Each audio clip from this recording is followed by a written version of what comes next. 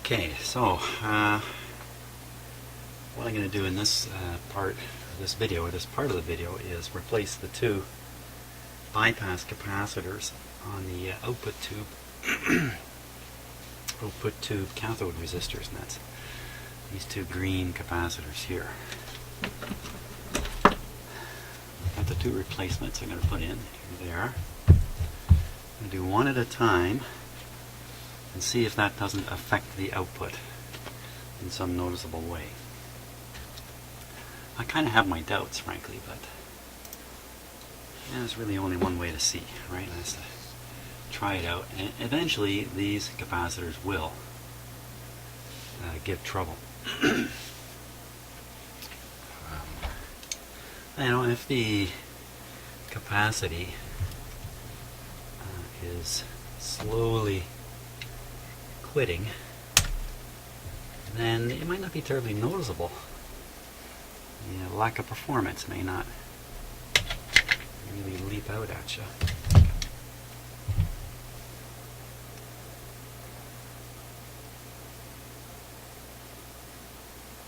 Micromites.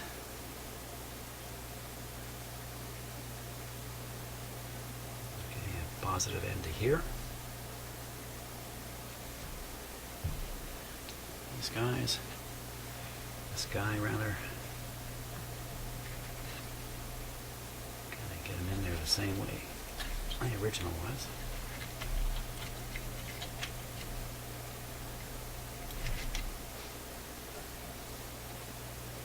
Pretty snowy time up here in this part of Canada. Going to snow all day today, all day tomorrow. But it's not a huge amount of snow. It's very light.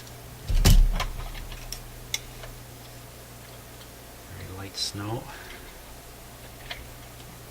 I think in the end it's going to amount to 15 centimeters.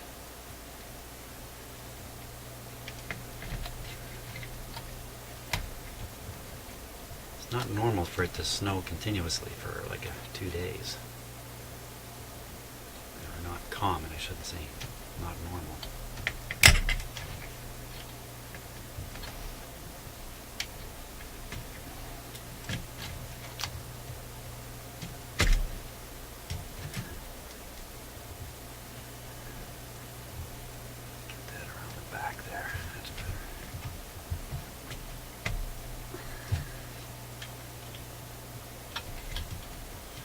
This time of year, unless you really love, winter sports and skiing and all that kind of stuff, all people have on their minds is spring is coming, spring is coming. Apparently, measles is coming. If you're American, of course, you're well aware that there's measles in the States. Well, guess what? There's been 6 cases in Toronto. I don't know what's normal in a given year. I think what's normal is 0. I don't remember hearing about measles previous years. What I heard today is that anybody born before 1970, and that would include me, is probably not protected against the measles, even though I got a measles vaccination, because back when they were doing them back then, just as part of the vaccination process, you only got one measles vaccination. You did not get a booster. Apparently it doesn't confer protection. One of the people who has measles here in the city of Toronto is someone born before 1970, so the warning is out. There's 6 cases, and so far there's no relationship between any of them, if I understand it right. No one has discovered what the common factor was, if any. Mentioning this to my wife, and she surprised me by saying she got both the red measles and the German measles when she was a kid. And I don't know which one it was. One of them made her very, very sick for 2 weeks. Very high fever.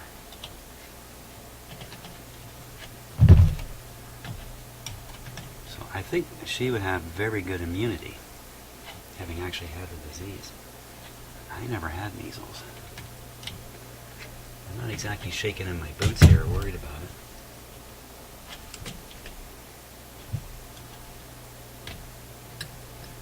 I don't have boots on, but it's just not clamping down. There we go, that's a little better.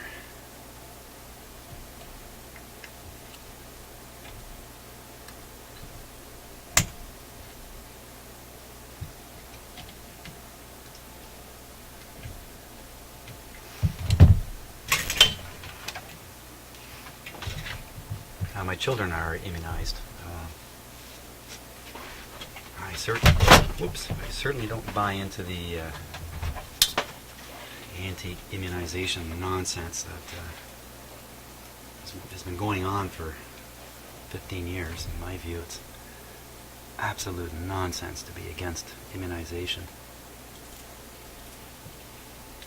Complete nonsense. And the people, politicians, I won't mention who they are, not here in this country, but another country that comes to mind, are playing politics with it, are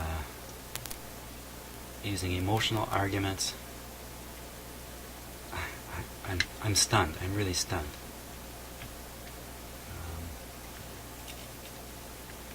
In Canada, we tend to trust our public servants.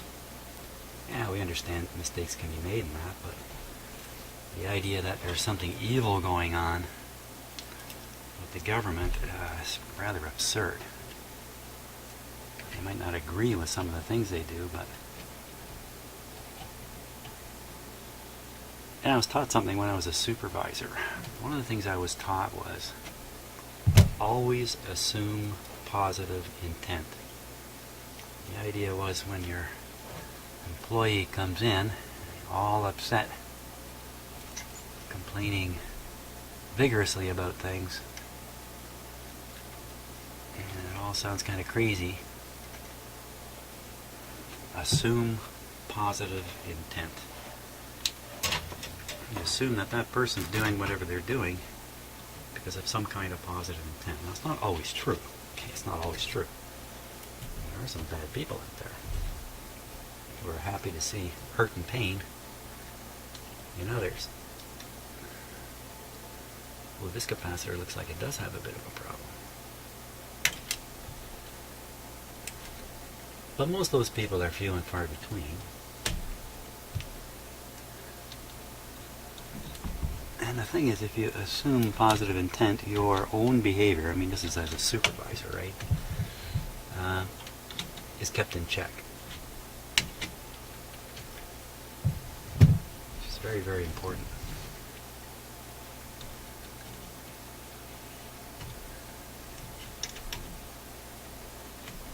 Let's see if I can put this one right up onto the terminals here.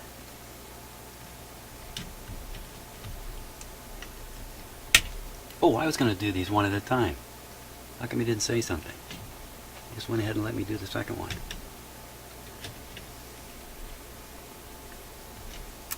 That's too bad. I'm kind of looking forward to the experimental side of that.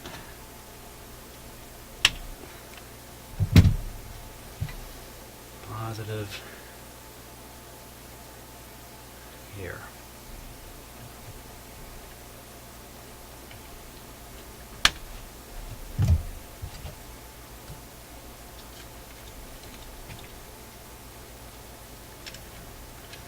And when I was a kid and the immunization program had started up, and I remember being lined up in the gymnasium, watching one kid after another get speared,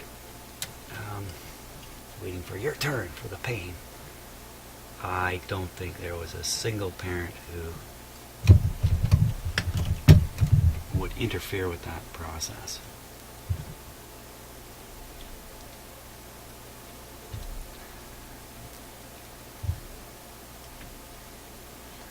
don't understand why a world that's filled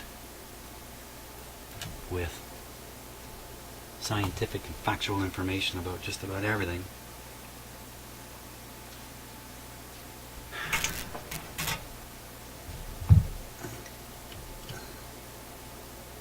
still has people who will swallow the dumbest stuff completely unsupported by fact.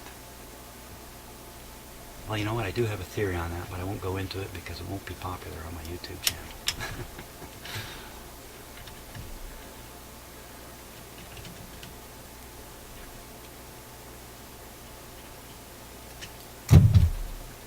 Just leave some silence there while people think about what I'm talking about.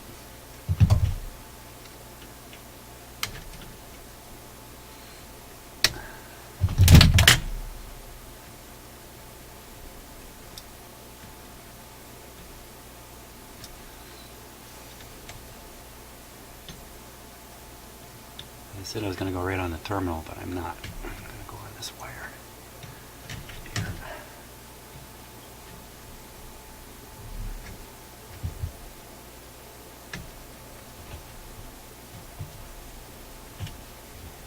Good show.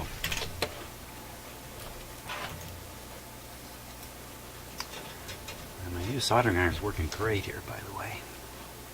Since I tightened up the connection in there, and I'm treating it very gently.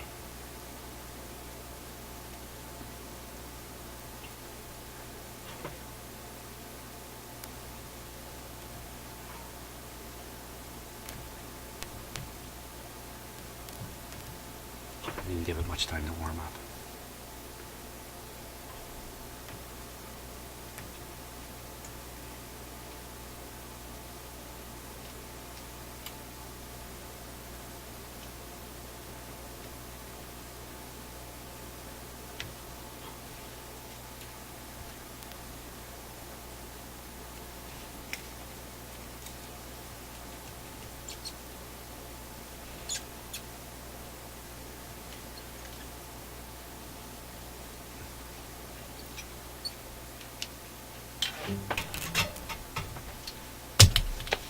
There we go.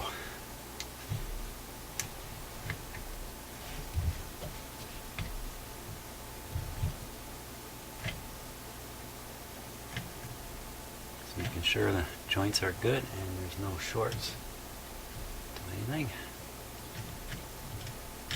And I have them in positive side the right way. Okay, time for a test.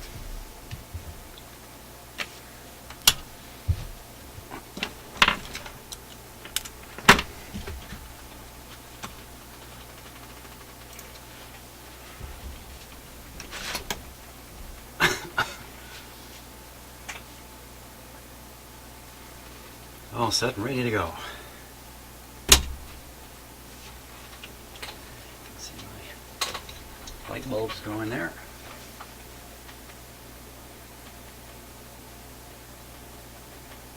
There's really no need for me to start it up on with the protection of the light bulbs, but why not? Okay, let's give it the full treatment here, full power.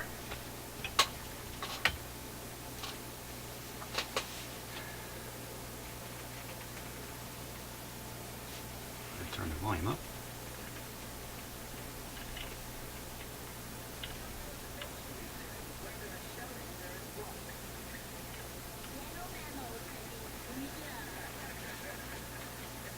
That's full volume. Okay, I bet you it's that switch again. Turn it down. No true knowledge. Yeah. Yeah. That's the firing line, everybody. The debaters.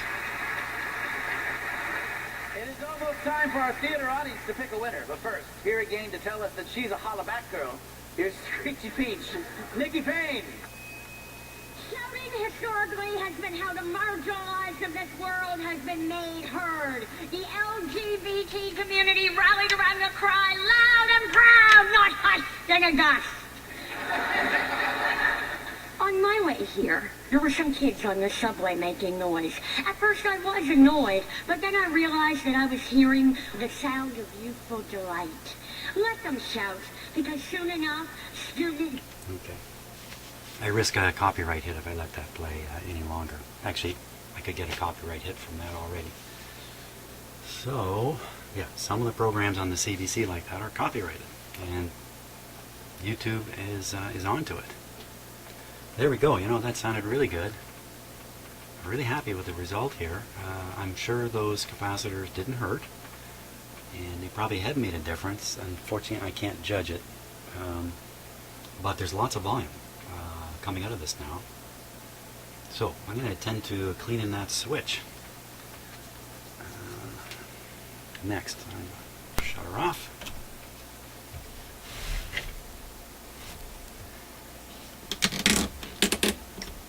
Squeaky, squeaky. Bouncy camera there. That's the switch.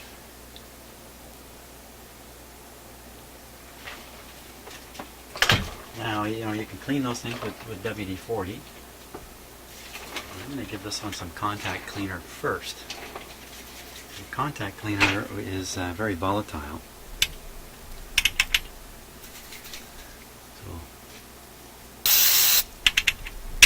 So, ripping away in there.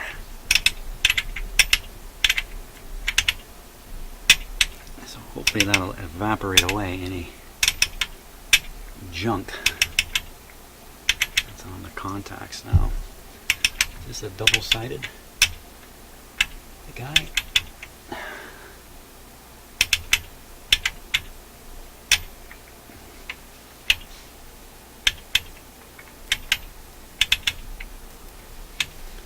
Sometimes it's better to put the knob on these things, because now what's happening is it's getting hard to turn because the grease and oil and lubrication, accidental lubrication that was in there,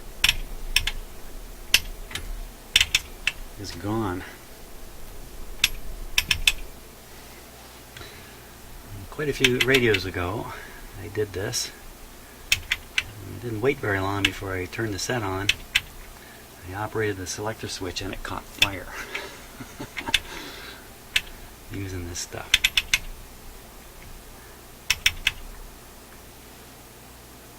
Now, why don't we take a closer look at it? That way we can see what we can see.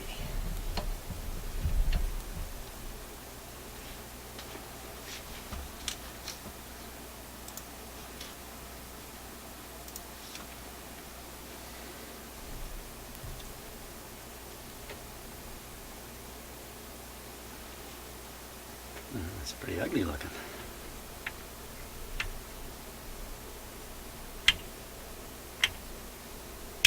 You see a buildup on it.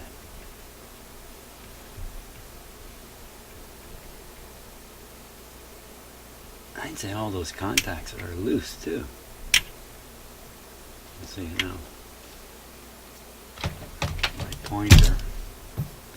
If you watch this one right here, this one, as I slide the contact under it, you see if it can lift. See if it lifts. Here we go. Oops, wrong way. Okay, see it lift? I'll try the next one. It's lifting too. And the next one towards the top there, I'll slide it out. Ooh, another one slid in. Is that one? No. No, we're just seeing through a hole. Let's watch again. Oh! It's working through a hole there. From the other side. I like how loose this is.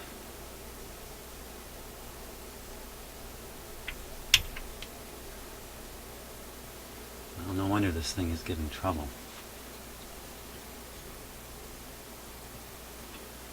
I'm looking up at this one here. This one. That one right there. Watch that one. Yeah, it's going up and down. Now the other one just to the left of it, that I think is in permanent contact with the slider. But again, just look at how loose and wobbly it is. I don't think that spraying that cleaner in there did very much, frankly.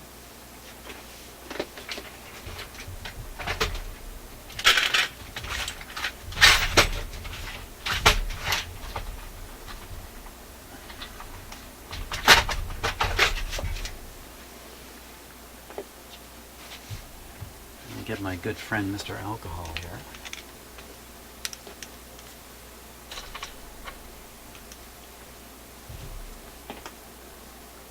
Just going to put alcohol on a Q-tip. These are lousy Q-tips too. They tend to come apart pretty quick. Let's see if we can clean off of this thing. Oh, look at that.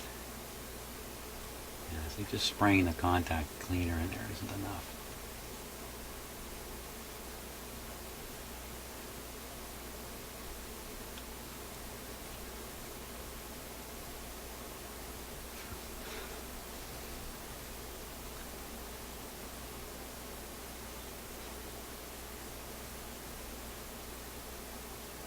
Suppose if I angled the camera properly, then the image on my screen that I'm watching would make sense, and I could move my hand properly. Let's move it here.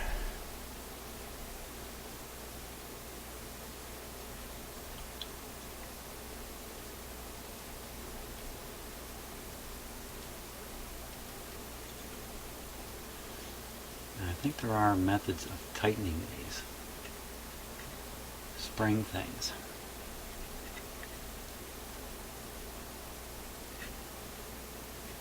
But affecting spring metal is tricky.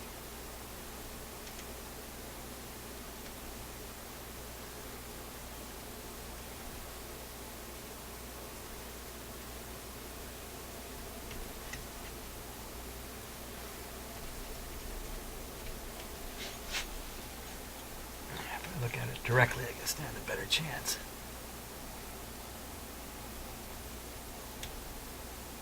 Wow.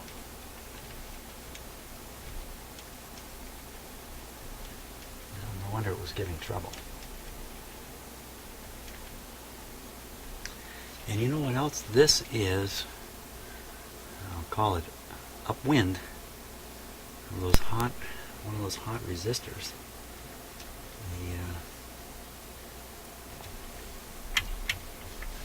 They're ballast resistors in the heater circuits to drop the heater voltages to where they're supposed to be, generating a fair bit of heat, and that's flowing right up, straight up into this switch. And that brings up excuse me, a constant flow of air and whatever is in the air. Everything from cigarette smoke to volatilized components of plastics. Who knows?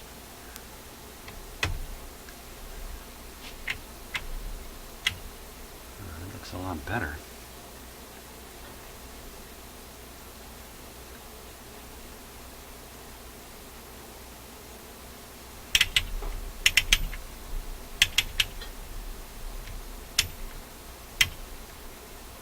Okay, let's see if I can do a little tricky thing here.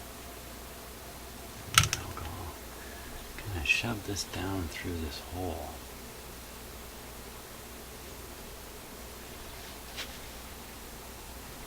Is that the hole there? No. Yeah, no. There's the hole. Shove that in there. No, it's not going to do anything.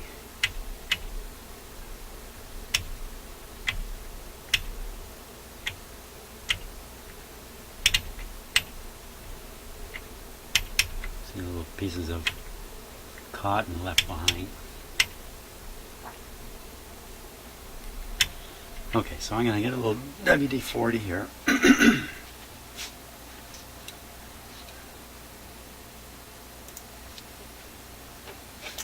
I'm going to lubricate the shaft. Just a little wee bit.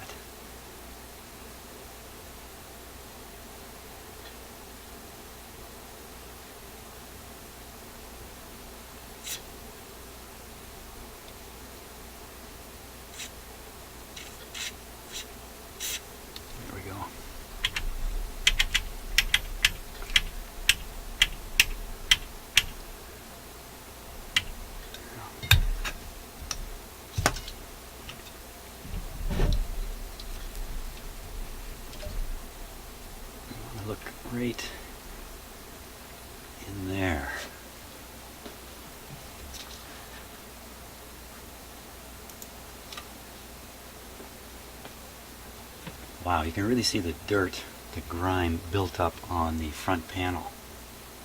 Again, from that, I'm pretty sure from the heat from that resistor and just the constant airflow, convective airflow. And this stuff is condensing. It's like on the back. Look at that. It's just. Yeah. So what I'm trying to spot are right back there. Hold still.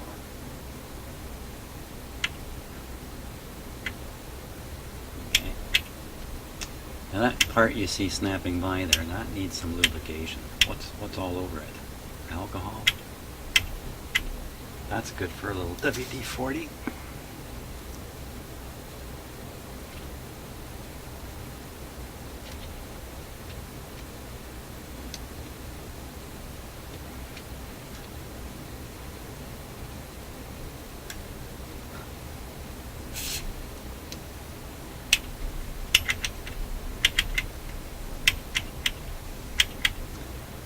You can see the contacts now on the back side of the switch. Don't think I can get at, can I? Sort of can. Now shove the Q-tip in there and just rotate away here. I need a clean Q-tip.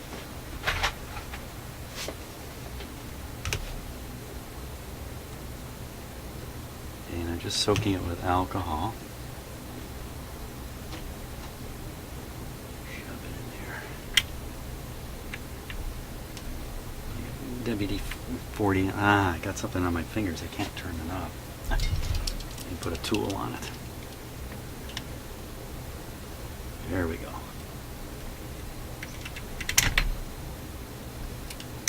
Doesn't seem to be picking up any particular dirt in there. I don't want to get caught on something and bend one of these spring contacts.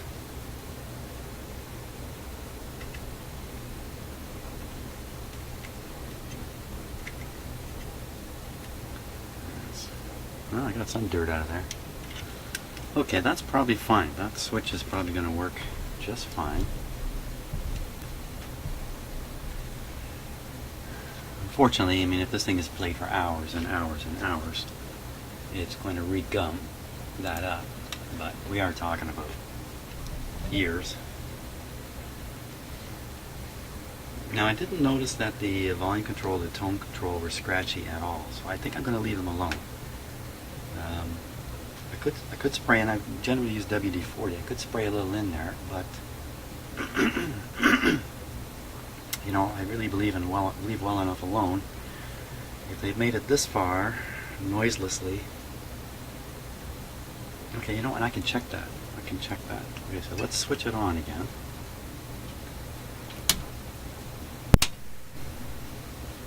See if I can set that switch on fire.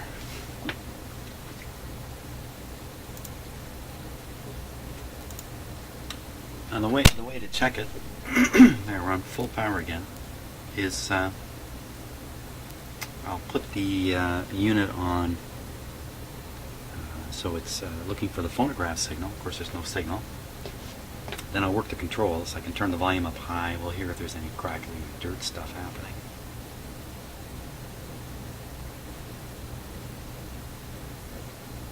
Okay, it's probably warmed up. Let's make sure. Here, check the switch. AM. Here. Bully who tormented him so many years earlier. That's mono setting for the phonograph. Stereo reverse. Oh, I don't like the pop. What's going on there?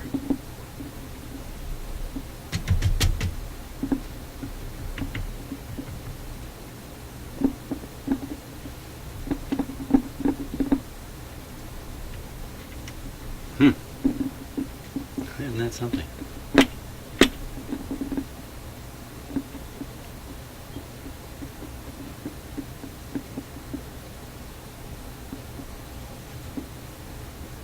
The volume's not up very loud. Let's turn it way up here.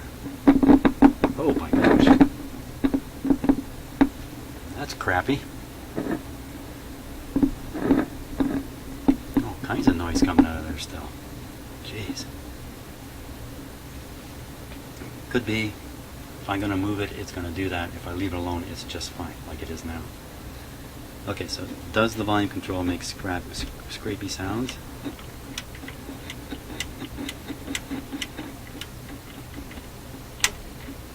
A little wee bit. Okay, volume's up high now. We'll check the tone.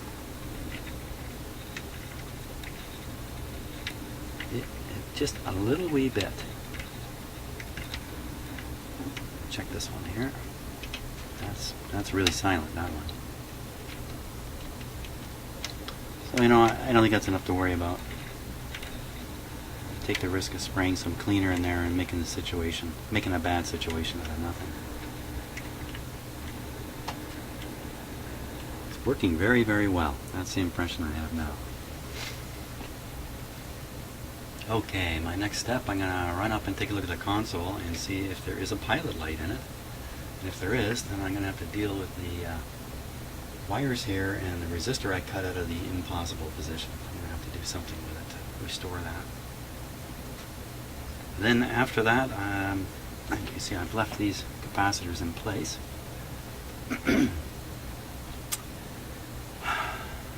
Tone controls are working fine. I don't think there's any voltage across those capacitors. I might just leave those just as it is.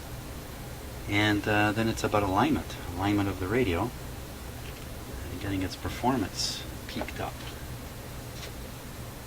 Wow, almost done on this guy.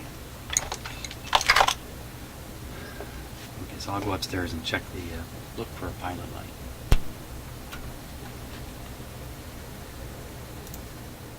Okay, so it only took about 2 seconds looking in the console to find the remnants of the red and white, black wire gear and a neon bulb. There it is. No reason to think this isn't good.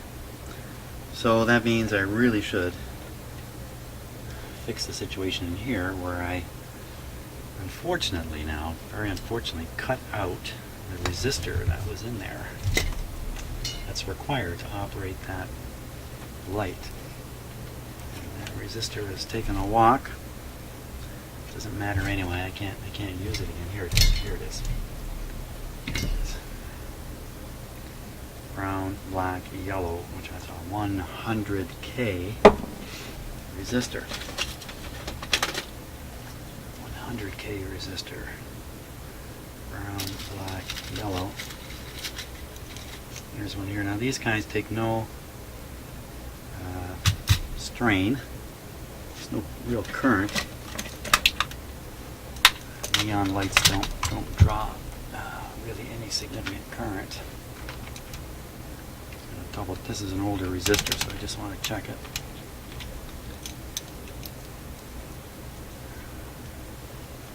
Get my fingers away from it. Oh, this is the ohmmeter that doesn't. So that says 200K, but I'm having some doubts about this meter. Good chance for me to double check how great it is to have two meters here. Okay, I'm on the 200K scale on this one. Yeah, 200K. See if I can find a newer resistor. So the way I sort my resistors, by the way, look, can you see that? Can't really see it. There, it says 10. So all these resistors start with brown, black, and then the third band controls the value. So all I got to do is look in there for something yellow. Anything yellow is what I'm looking for. Get a whole bunch of older ones.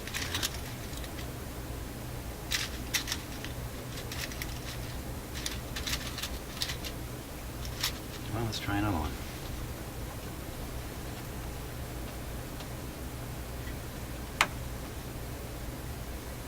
117, so that's a lot closer. That'll do. I don't think we need any particular precision. I'll put the 200K one back in the 10 box.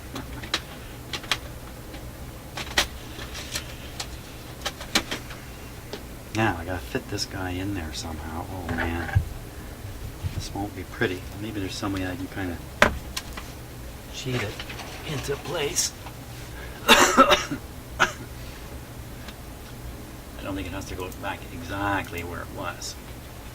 Well, electrically it does, but so here's the two wires, and I'm trying to remember now. Okay, so I can see the other 100K. There's two 100Ks hooked up to this. Up to this guy here. Here, let's get a little closer.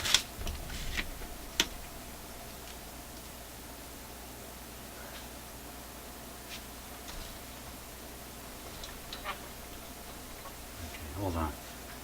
Hold your horses there. I gotta figure out how to get this guy to focus.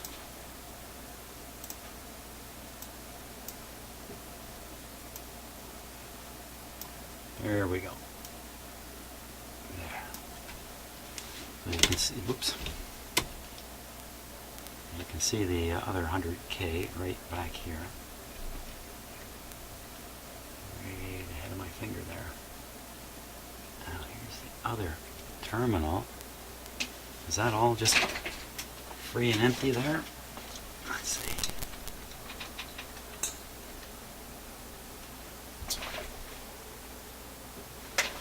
It's so easy to be fooled by looking at stuff. Like it almost looks like this black power wire is coming straight to this one here, but it's not. Okay, so this terminal right here is connected to nothing, and the resistor goes on that terminal, and from there I'm pretty sure I went down under to connect down in here. There's all kinds of stuff down in there. And you know, we still haven't resolved how hot this gets.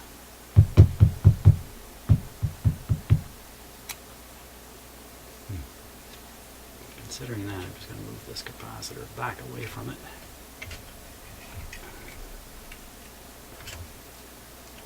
And this one too. I don't want them to heat everything up that's nearby. Now, there's all kinds of things connected to here. Not the least of which is that right there. But this terminal is I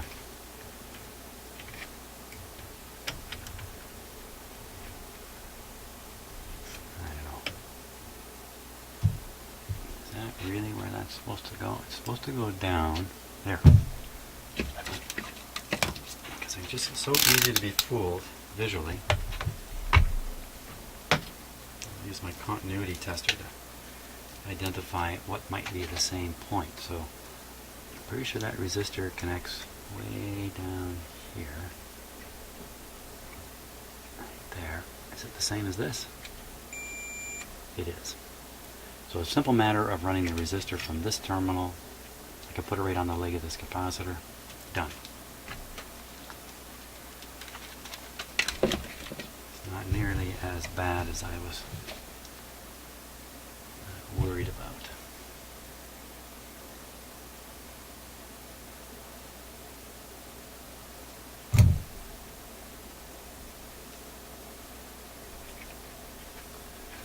I do have a lot of vintage parts that I have managed to acquire just by accident, more or less. But the real old ones I've got, I checked a few of them, they're just all over the map. And if you're, I was just going to say, if you're going to heat them up, look where that thing's sitting, right beside the cooking resistor there. If you're going to heat them up, they could go wild. Now this is just feeding a neon bulb. I mean, so if it does rise in resistance, I guess in the worst case, the neon bulb will just extinguish itself. It'll just go out. It's really not a big concern here.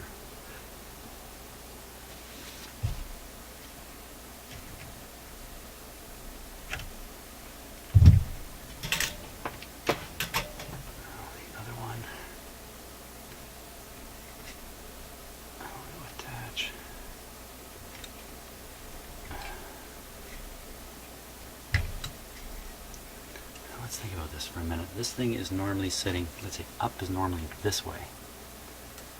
So heat from this is traveling this way. Up. That's why it's got a brown mark down here. And it's going up this way. So the heat from this is heading this way. I wonder if that's what that's for. Can't quite understand why that would be, so I don't think that's the case. Back to the shield is probably there for hum purposes, or just to keep you away from this part of the circuitry. Yeah, I can kind of tuck it down in behind there. Let me I'm just worried it's going to dismount here when I do this. There, it's almost back where it was.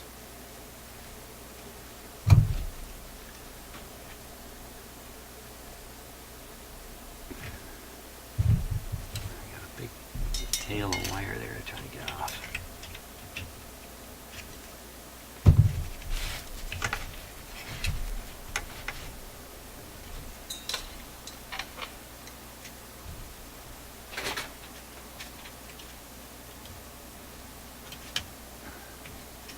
Where am I?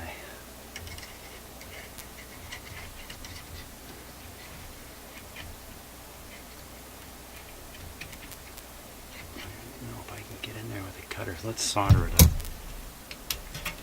That's a better move. And I can try dealing with the tail of the wire there.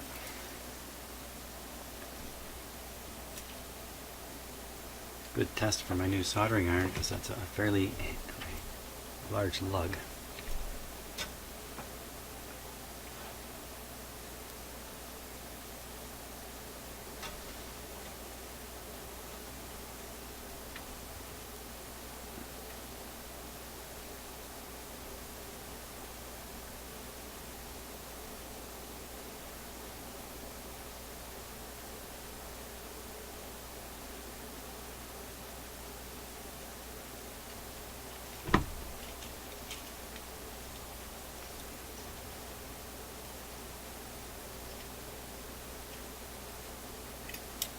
Good.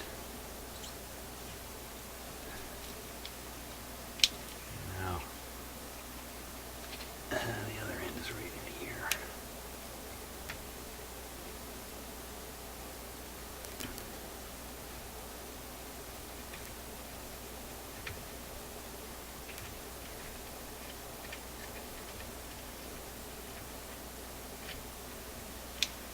Done.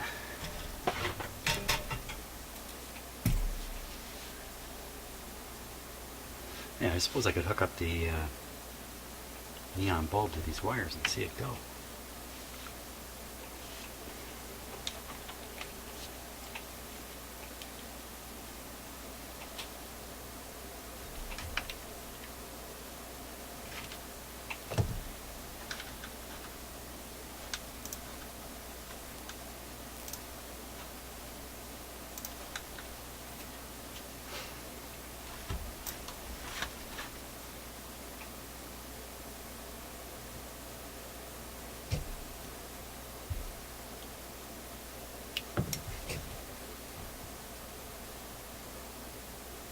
I think I have I must have a socket here.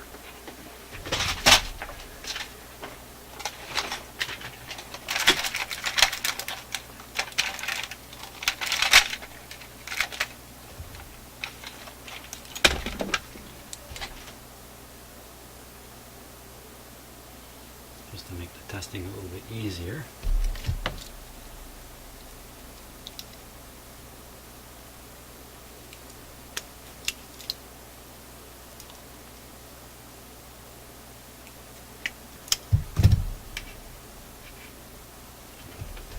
there.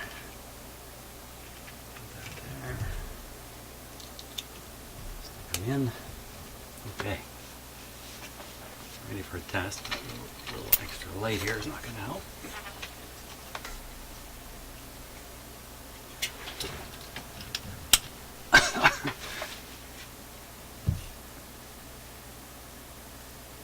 Everything ready. Just throw a few tools back up here on the rack.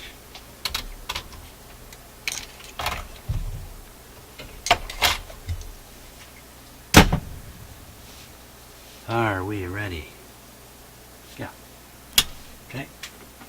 I think this will come on immediately. I'll start it with restricted power here. You can't see that, can you? Darken it down enough. There, you see it now. Okay, let's give it full power. Good. Good, good, good. That's that. Next thing will be alignment. I can't think of anything else I should do to this other than work on aligning it. Fantastic.